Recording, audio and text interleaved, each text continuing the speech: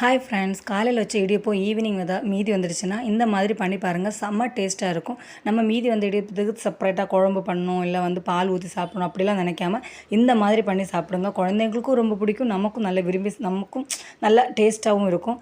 அதுக்கு நம்ம வந்து கடுகு தாளிச்சதுக்கப்புறமா இஞ்சி, பூண்டு, பச்சை மிளகாய் எல்லாமே போட்டு கொஞ்சம் வதக்கி விட்டுலாம். அதுக்கப்புறமா 2 பெரிய வெங்காயம் எடுத்து சின்ன சின்னதாக ஷாப் பண்ணி எடுத்து வச்சுருக்கேன், சின்னதாக வெட்டி வச்சுருக்கேன். அதையுமே அதில் போட்டுட்டு தேவையான அளவு உப்பும் போட்டு நல்லா வதக்கி விட்டுடலாம்.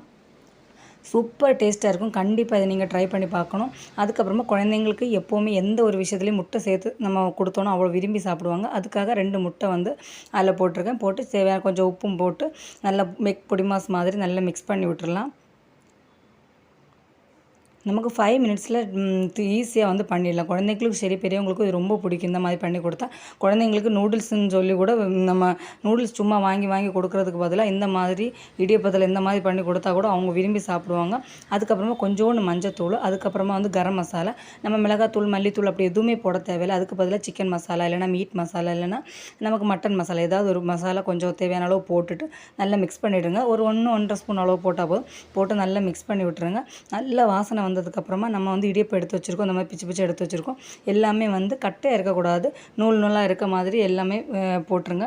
போட்டு விட்டு நல்லா மிக்ஸ் பண்ணி விட்டால் போதும். 5 மினிட்ஸ் தான், நமக்கு நிறைய நேரம் கூட ஆகாது.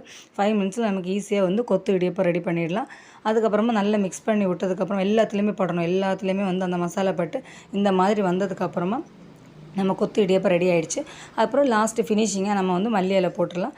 மல்லி இலை போட்டு இறக்கிட்டோன்னா எல்லாருக்குமே யாராவது ஒரு கெஸ்ட்டு வந்தால் கூட ஈஸியாக இந்த மாதிரி பண்ணி கொடுத்துடலாம். அவ்வளோ டேஸ்ட்டாக இருக்கும். கண்டிப்பாக அதை நீங்கள் ட்ரை பண்ணி பாருங்கள். ஈஸியான ஒரு ஈவினிங் ஸ்நாக்ஸாகவோ இல்லை வந்து நைட் டைம் நமக்கு ஒரு நைட் ஃபுட்டாகவோ எடுத்து சாப்பிட்லாம். அவ்வளோ டேஸ்ட்டாக இருக்கும். கண்டிப்பாக ட்ரை பண்ணி பாருங்கள்.